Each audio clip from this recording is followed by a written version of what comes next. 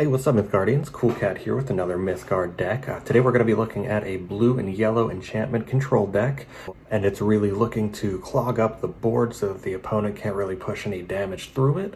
And then you'll be using your enchantments as well as some AoE artifact buffs on your end to really blow them out towards the mid to late game, or even super late depending on your opponent. And there are a few upgrades you could make if you do have other mythics, which we'll get into later on. But you know the drill. We'll hop into the deck list, go over some replays with a short conclusion at the end.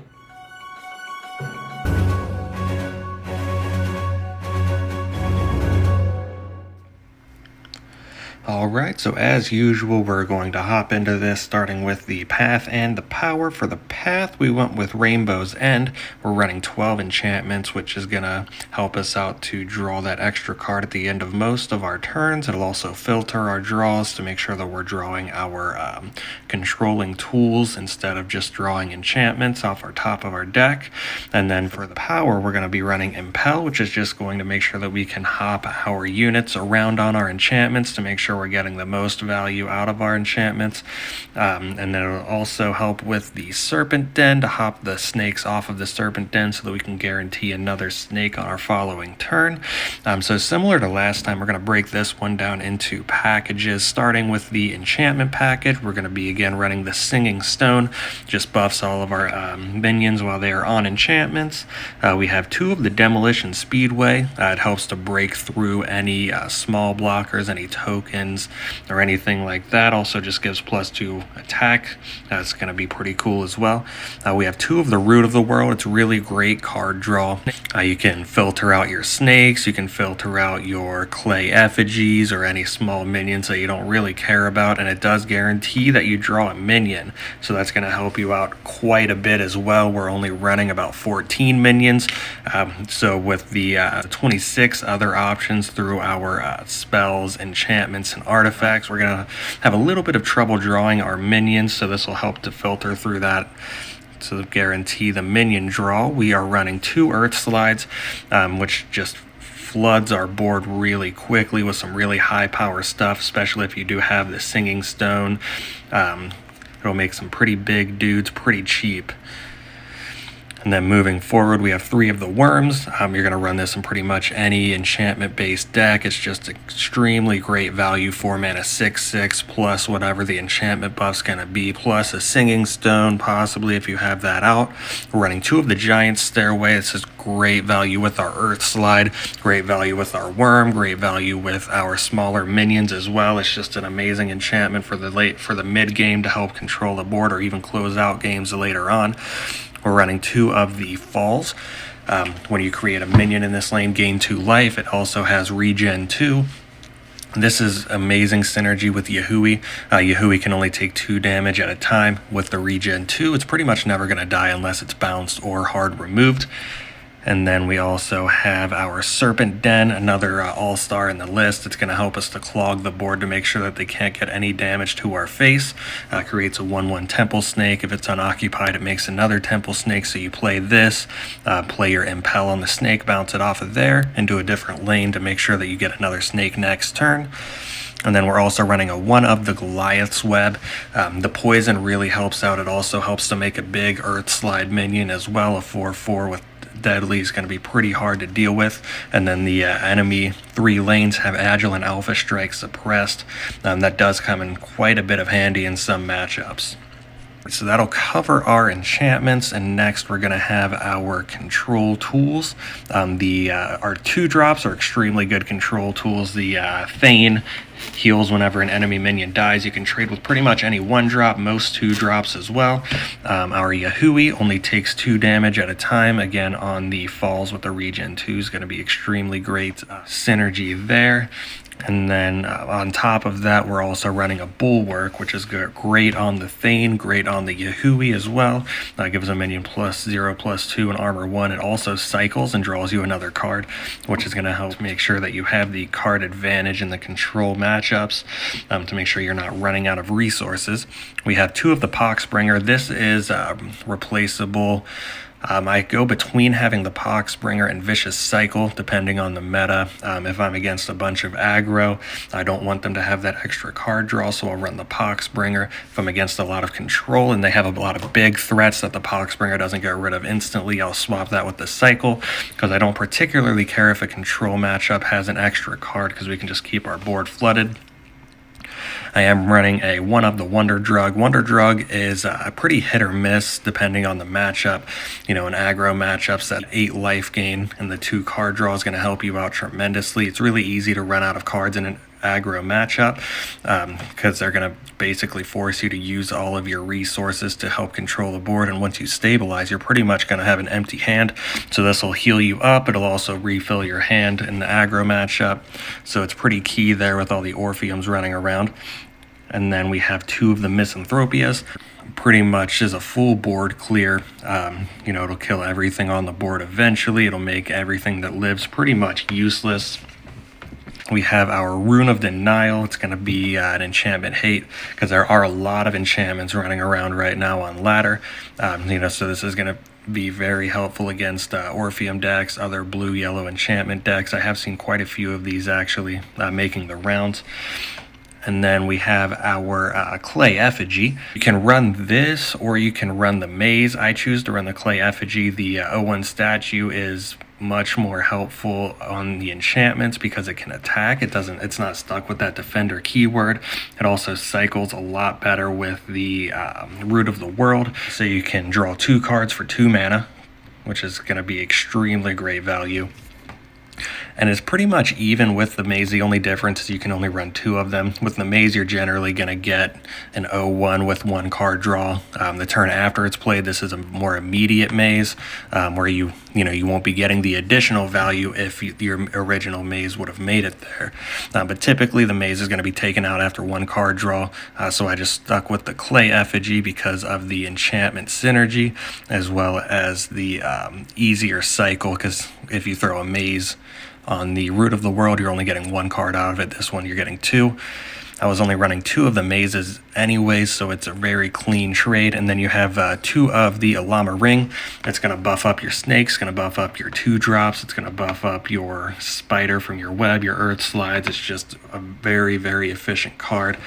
And also with the 12 health on the artifact, it's kind of hard to take down when you're plugging away, clogging up the board to make sure your enemy can't swing at your face. And then, let's see, last card we have here is our Twin Juna. You can replace this with a Harvester, and that would be a pretty great replacement. You could also replace it with, say, a Jotun as well, a blackened Jotun. But I like the tokens. It synergizes well with our enchantments. It synergizes well with our ring. So it's just an overall good card for this deck. And then last but not least, we have the Meso Libre. It's just one of the best 3-drops in the game, best yellow common in the game, that's for sure. 3 mana, 3/4 is vanilla stat line, and it also stuns the opposite minion until the end of its next turn. So they drop down a bomb, you stun it, and then that gives you another turn to either remove it or to get another good blocker in place. Or if they drop down a small guy that's pressuring your life total or one of your enchanted minions, you can drop it in front of there and get a free trade. This card will often go 2 for 1 if you play it in the early game, 1 for 1 on an enchantment if you play it in the late game. So that is the list there. We're going to go ahead and hop into some replays and see how it does. All right, first game we're going against Herco Kurgans. So he's also going to be running the same path power setup, but he is instead running a red-blue version, which is kind of similar to the video I posted a couple of days ago. But we have a very great starting hand. We're going to be able to get that Serpent Den down on 2, which is going to be very, very great value to get that down as early as possible. So they're going to rush into our face for 2, which in that Trapezist does kind of change our game plan. We know they're not going to be able to flood the board, so we're not too worried about dropping the Misanthropia, and we'll be able to block that with the Yahui, and then we can still play our Serpent Den next turn. Generally, we're going to want to play the Serpent Dens on lanes 2 and 6, so that will clog up the board and leave only the middle lane open. So we're going to go ahead and get that trade, drop our Serpent Den over to the right to block, and then we'll go ahead and toss down our Singing Stone to make that a 2/2 snake so that it'll live through the trade there. And you're generally going to be wanting to burn your enchantments because with the rainbow you'll be able to draw them back. And they do kill the snake with the Trapezist to get another draw off of the Panic Raider, so that's not going to be too helpful. And then the Thane is really great to throw in front of that 2/2. But we'll go ahead and drop the Yahui in the middle, clog up the lane so they can't get any more rush through, throw down the Bulwark on the 2/1 Yahui, and then send that face and try to make sure that they can't push any more damage through to our face. But with the Thane there, they're pretty much going to get some free trades on the snake, allowing them to keep the right-hand side of the board clear. So that's going to be kind of an issue for us. But they do decide to move it over, and we top deck the Llama Ring, so that's going to make it so that he can't get that free trade, and we can get the easy kill with our Yahui, send the other one face, and we have the board completely under control. We are even on cards, and we are just in a really great place right now.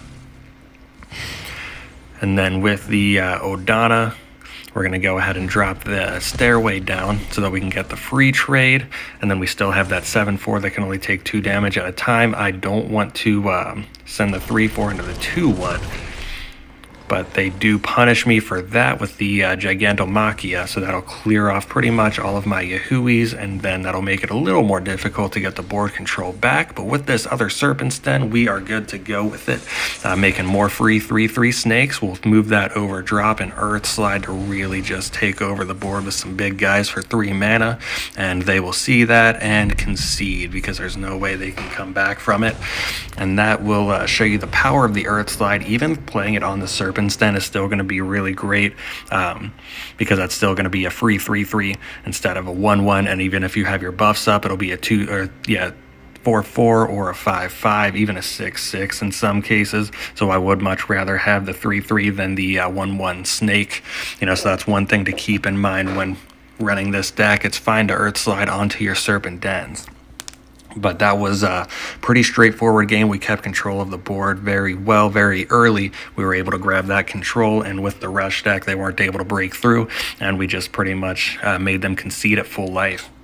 So we'll go ahead and move into the next replay and see how this one goes. All right, in this next game, we're going to be going up against Leonrath. This version is running Harvesters over the Twin, and we're also running the Vicious Cycle over the Poxbringer because I was facing a lot of control, a lot of Reanimator, and believe it or not, this is what this matchup is against.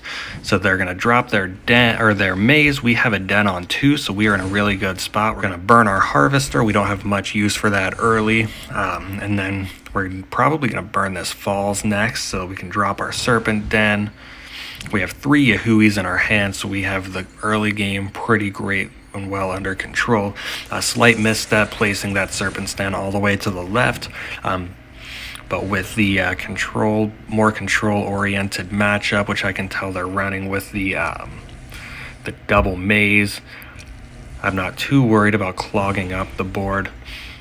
And then they do have the Kolobok, so I'm going to try to block that as best I can with the Yahui. That will put them at a disadvantage. They're not going to be able to protect that Kolobok any more than just one turn. And then I'll pop the snake off so we can get another one next turn. They do have the ring, which is a slight punish because they get that free kill on the snake, but I'm not too worried about it. I have my second Serpent's Den. I'll place this in lane 6 to clog up the right side of the board, but they are already clogged it up with their mazes. So it's mostly just to contest these mazes and make sure they don't get any more card draws than they deserve. They're going to stun my Yahui with the Libre on the Ruslan's Blight. So that's going to make it kind of hard to take down that 5/5. They send the Poxbringer into the snake, which is pretty good on my end. I'll go ahead and cycle this 5/5 because I don't have any way to get through it in my hand other than just throwing down a Stairway, but that'll give him a free turn with the 5/5, so I don't want to let that happen. I'll drop another Yahui down to try to control this board a little more. And they have really great card advantage. They'll pop the Poxbringer over to kill my initial Yahui.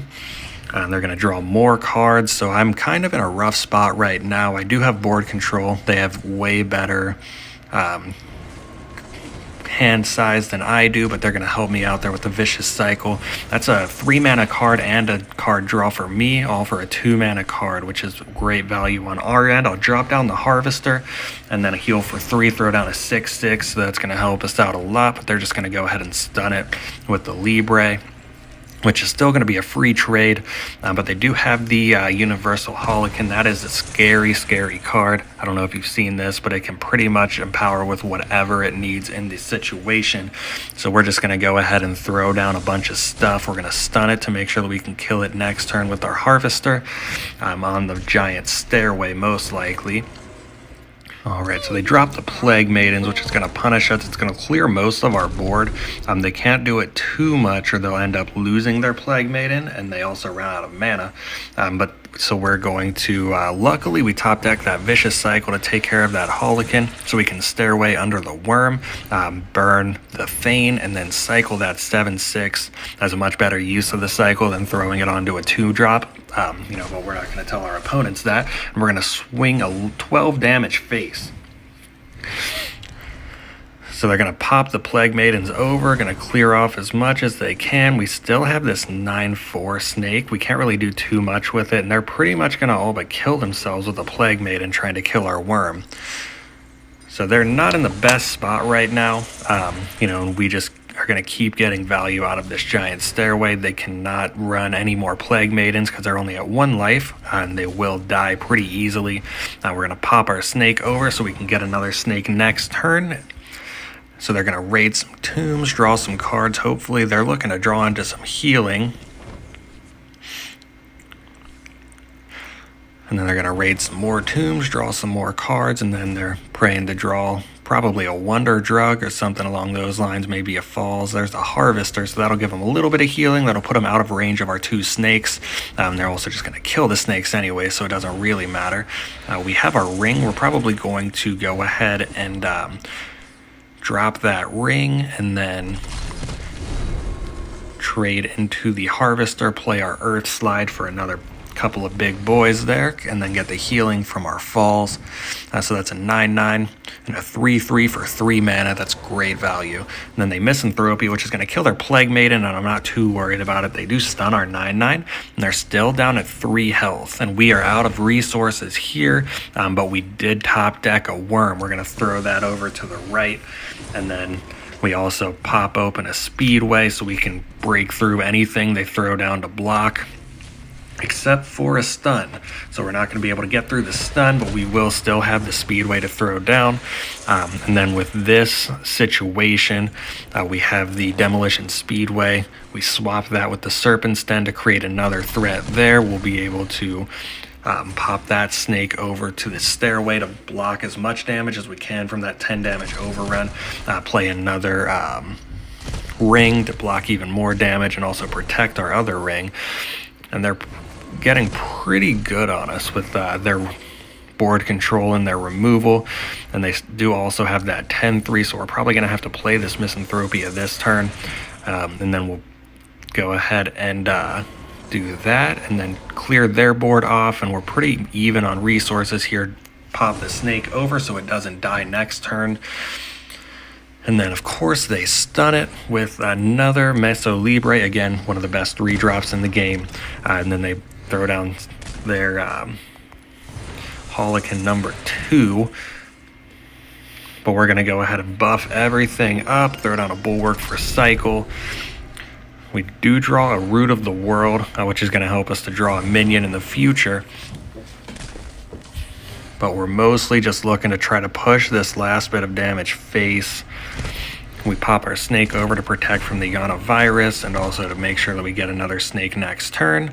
They throw a Gallows Boy to the left to try to push damage through. We're kind of in a losing situation here, but we do top deck a Misanthropia, so that'll clear their board, giving us board control once again. And then we'll pop the snake over to the Stairway so that it can block that Holocan there so that they don't get any more overrun damage.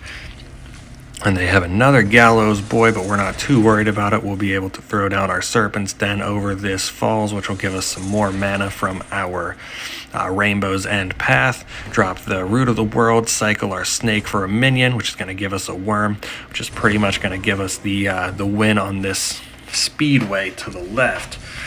Assuming they don't have any blockers, which we can see that they have a Harvester in hand, so that's going to be pretty hurtful there, but we'll be able to block that Harvester with an Effigy, giving us some more cycle, and then we'll pop the Snake over to the Stairway to contest that Harvester, throw down our Worm on the Speedway. That's an 11-9 for 4 mana. So they finally pull the Wonder Drug, healing them up even more, so we're just getting worse and worse off. They draw more cards. We do still have board control, so we're good there, but we can see they have another Harvester, they have another Plague Maidens, so it's going to be kind of rough, but we will be able to pull it through here. We'll go ahead and throw the Stairway on the Snake, full trade on that, and then swing face with 11, swing face with 5, and that is going to leave them at 1 health once again. Throw down the Effigy on the Stairway to make another threat. That's a 1 mana 6/7. Throw down the Snake onto the Stairway to get some even more value out of that. They top deck Wonder Drug number 2, drawing even more cards. They have a Sapo in hand, killing our 11-9, but we do have lethal on board in the middle there with the 5-4 and the 7-7, and that is game. So that round kind of just showed you how well the enchantments will help us to make our smaller drops into some really big threats. That was a 1 mana 6/7 off of the Clay Effigy. That pressure wouldn't have been there from the Maze. Again, the Maze is a fine replacement for the Clay Effigy. The Defender can help you out in some really tough situations that the Maze couldn't, help protect some of your smaller guys. But the ability to turn that 0-1 into a pretty big threat is unmatched. And that was that round. So that's the deck right there. I did decide to go over both the my end version and the original more budget friendly version, just in case you were missing a couple of the cards or something along those lines.